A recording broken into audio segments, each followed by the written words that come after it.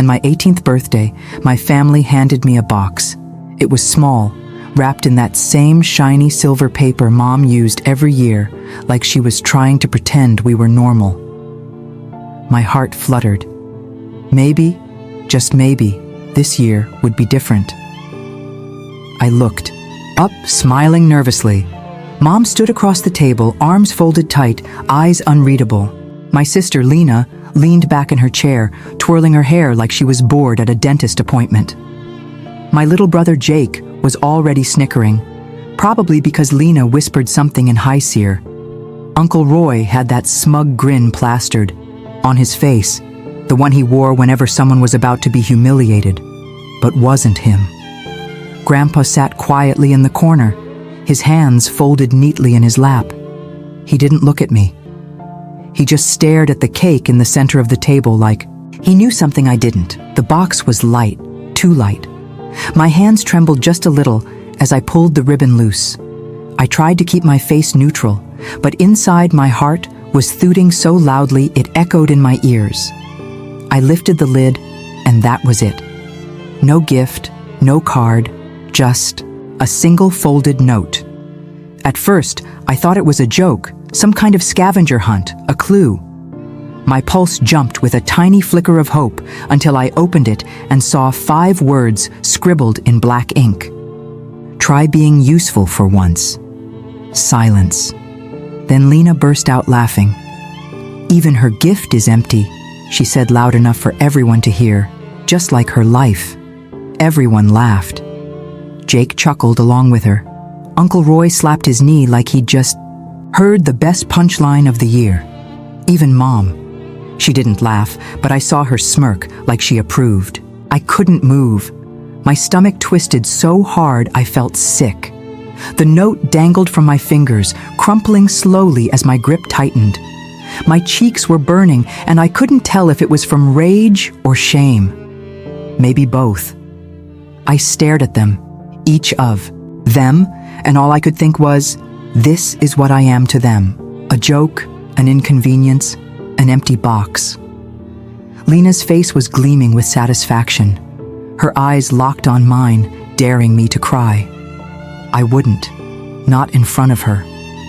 My voice caught in my throat, but I swallowed it. I could feel my hands shaking now, and I quickly set the box down before they noticed. I didn't say a word. What was there to say? Instead, I stood up. My legs felt like they weren't even part of me. But somehow, I walked slow, steady, past the table, past the cake, past their smirks. My heart pounded louder with each step. I opened the drawer by the counter and pulled out the envelope, the one I had written the night before, just in case.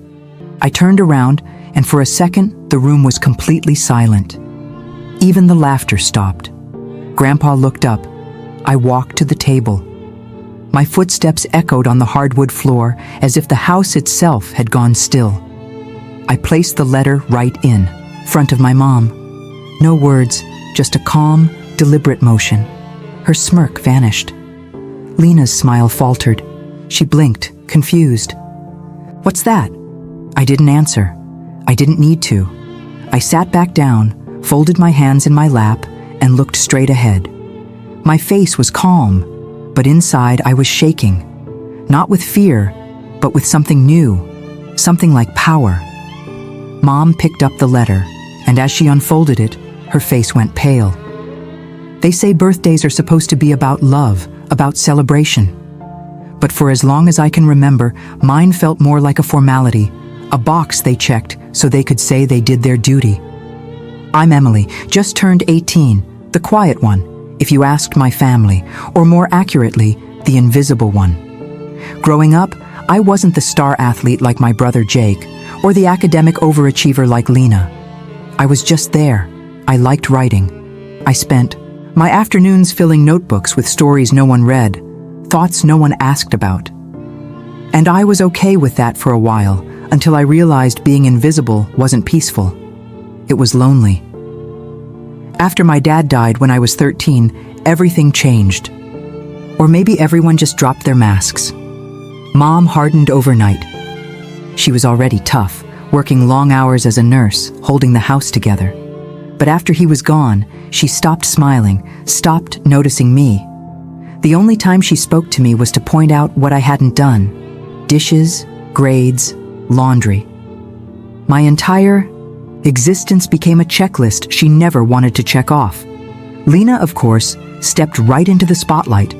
She was 17 then, confident, charismatic, the one everyone admired. She soaked up Mom's attention like a sponge and never let me forget it. Her words had an edge to them, always disguised as jokes. "You still writing in your diary, Em? Must be nice to live in Fantasyland." I'd laugh along sometimes, just to keep the peace, but the laughter felt like swallowing glass. Jake was younger, but he followed Lena's lead like a shadow. He'd laugh at her jabs, echo her sarcasm. I don't think he even realized how much it chipped away at me. He was just trying to fit in. Then there was Uncle Roy, Mom's brother, who lived with us temporarily after losing his job 3 years ago. He treated everything like a joke, especially me, said I was soft, sensitive, like that was some disease. The only one who ever really saw me was Grandpa George. He moved in after Dad passed, mostly to help with bills. He didn't talk much, but when he did, it mattered. I'd find handwritten quotes left on my desk sometimes. "You are not a background character." Quiet people often make the loudest impact.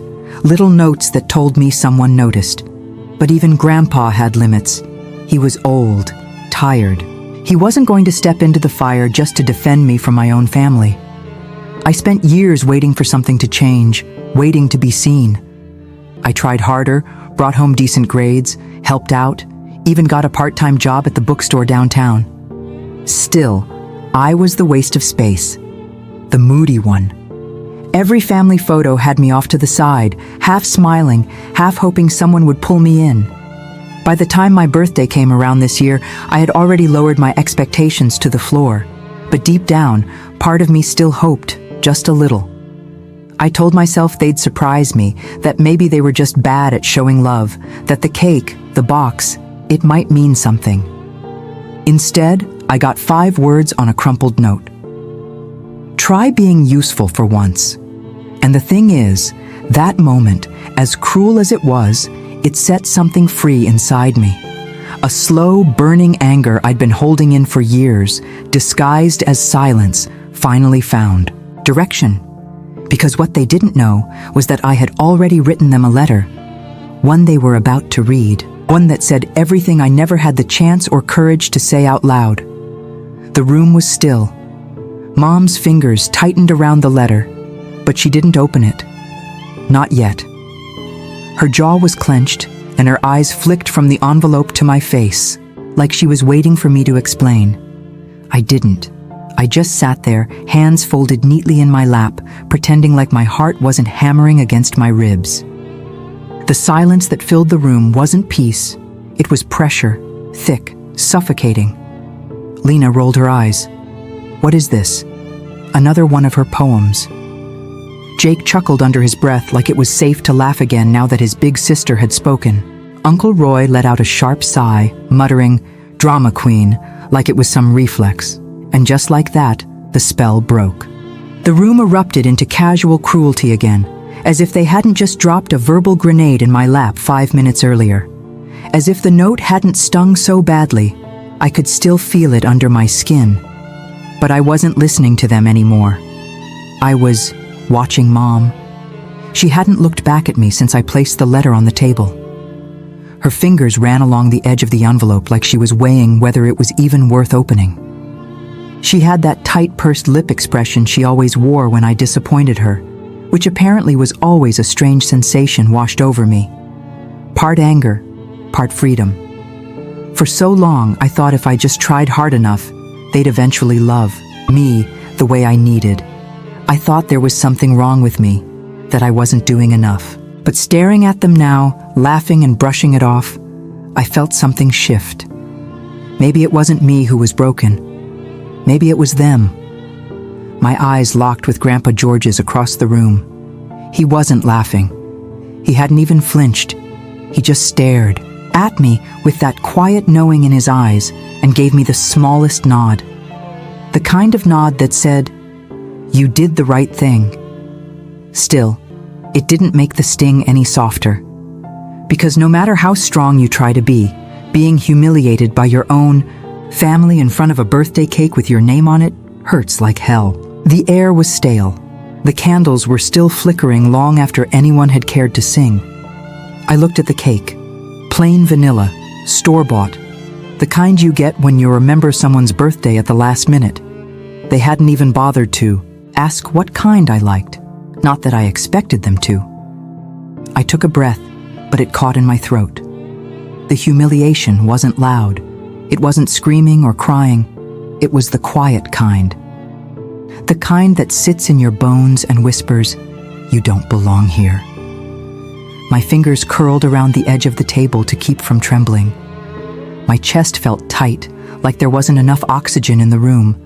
I wanted to scream or cry or run, but I didn't. Because in that moment, I realized something. They didn't get to define me anymore. Not with their laughter, not with their silence, not with their stupid, empty birthday box. I didn't need their validation to matter. I had written that letter for a reason. I didn't know if it would change anything, but I knew it was the truth. And that made it enough. As Mom finally slid her nail under the flap and started to open it, a chill ran down my spine. Not fear, anticipation, because they thought the joke was over, but it hadn't even started yet.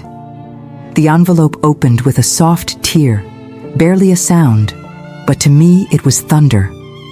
I watched Mom slide the letter out, her fingers suddenly cautious, like she was holding something unfamiliar.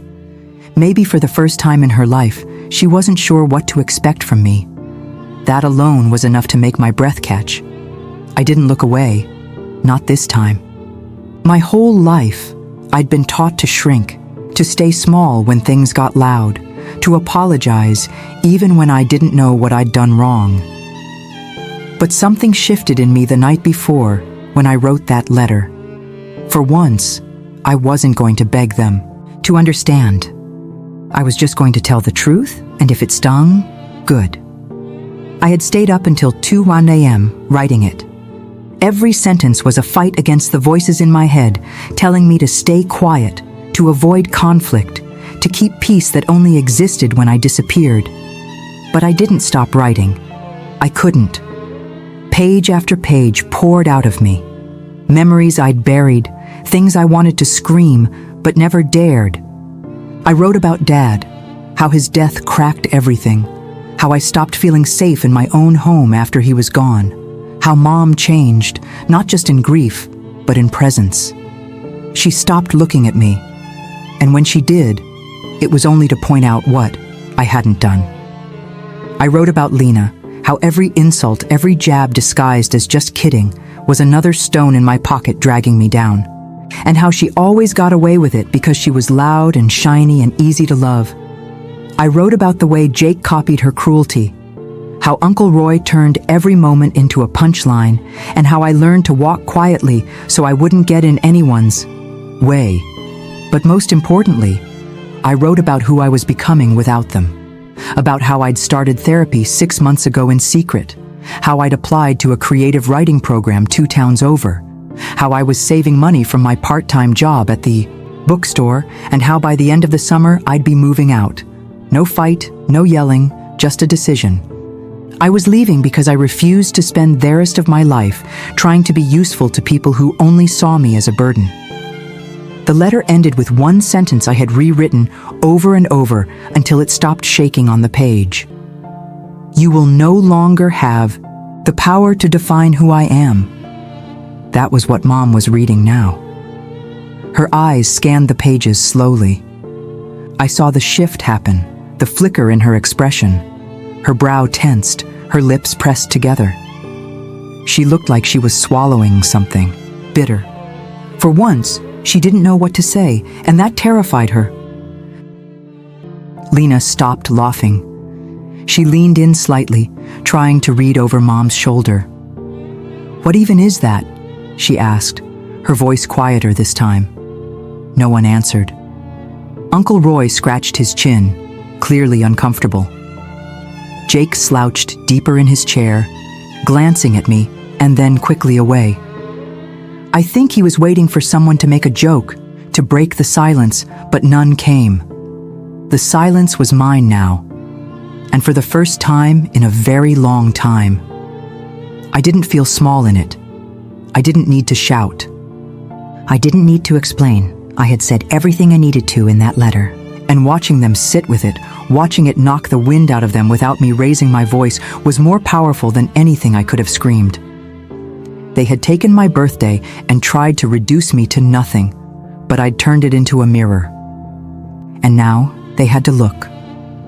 Mom's eyes were still moving across the page, but slower now.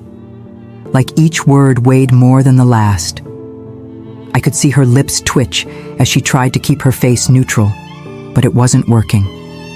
The muscles around her mouth tightened, her throat bobbed. I had imagined this moment so many times. Sometimes I pictured her throwing the letter away. Other times I saw her tearing it in half or laughing it off, but I never imagined what actually happened. She folded the letter in her hands gently, almost with care. Then she just sat there, staring at it. The silence grew so loud it rang in my ears. Lena was fidgeting. Her bravado had slipped completely now. "Seriously, what does it say?" she asked, but her voice didn't carry the usual smug confidence. It was thinner, unsure. Mom didn't respond. She just looked at me. Not through me, not past me, at me. It was the first time in years I felt like she actually saw me. Not as a disappointment, not as someone to correct, but as a person, a daughter. Maybe even someone she didn't fully know. Her voice, when it finally came, was soft, raspy. "You wrote this?"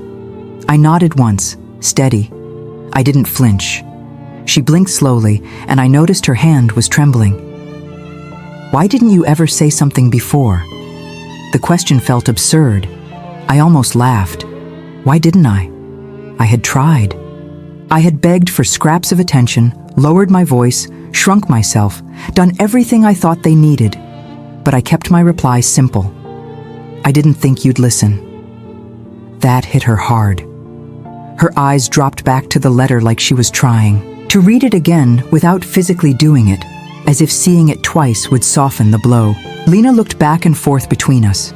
"So what? You're just going to throw a guilt trip and act like you're the victim?"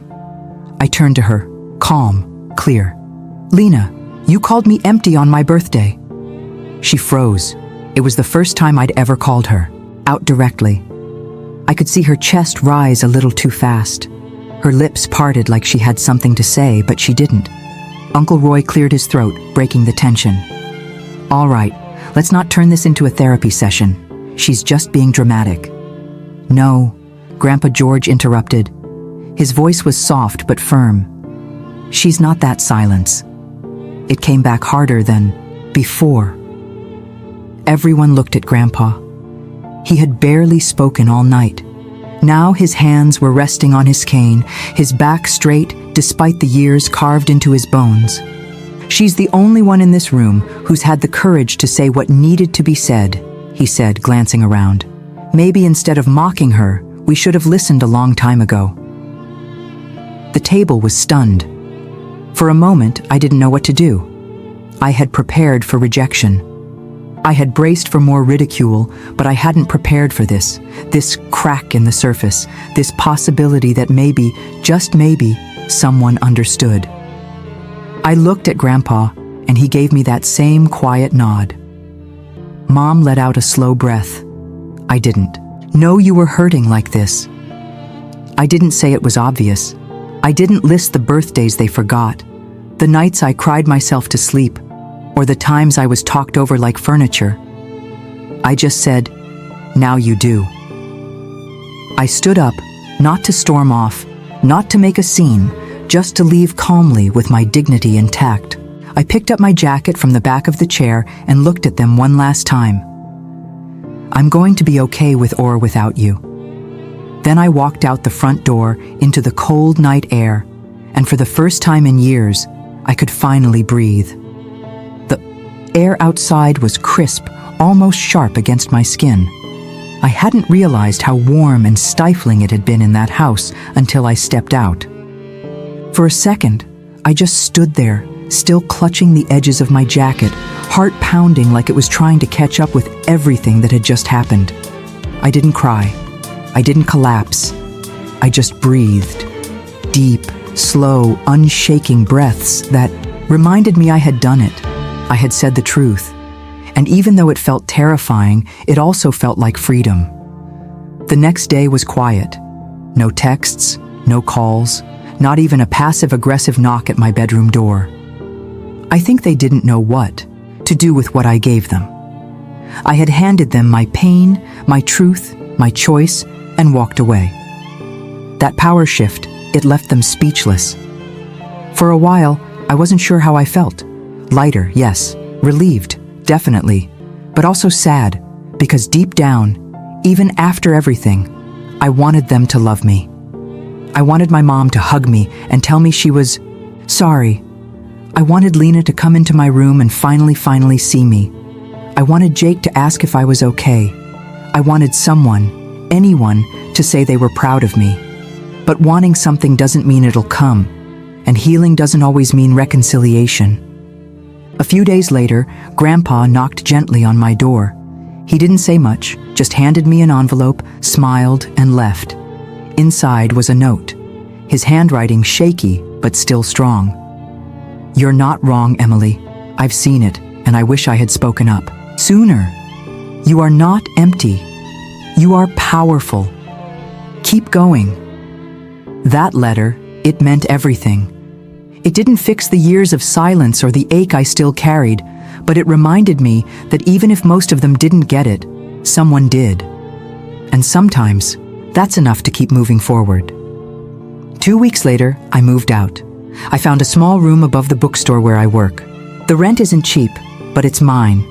The walls are covered in sticky notes with story ideas. My desk is cluttered with pens and empty coffee mugs. There's a little radio that plays old songs I've come to love. It's not perfect, but it feels like me. I got into that writing program, by the way, the one I mentioned in the letter. I start in the fall, and for the first time in my life, I'm building something of my own. Not to impress anyone, not to prove my worth, but because I want to. Because I have stories to tell, because I deserve to be heard. And my birthday, I celebrated it again. A small night with 2 friends from the bookstore. No box, no fake smiles, just laughter, real conversation, and cake, chocolate, my favorite. Looking back, I don't hate my family. I really don't. I think they were hurting too, in their own broken ways. But hurt isn't an excuse for cruelty, and silence isn't strength. So if you're watching this and you've ever felt like the black sheep, the invisible one, the disappointment, just know this. You are not an empty box. You are a story in progress, and you get to decide how it ends. Sometimes the most powerful thing you can do isn't scream or fight or argue. Sometimes it's standing up, speaking your truth, and walking out the door with your head held high. Because healing doesn't always look like fixing what's broken. Sometimes it looks like building something new. So if this story resonated with you, even a little, if you've ever felt overlooked, unheard, or like you were never enough for the people who should have loved you most, I want you to know you are not alone, and your story matters. Drop a comment below and tell me what part hit home the most. Or just leave a if words feel too heavy right now. I read every single one. Share this video with someone who might need it. Maybe a friend who feels unseen, or a sibling who needs to understand.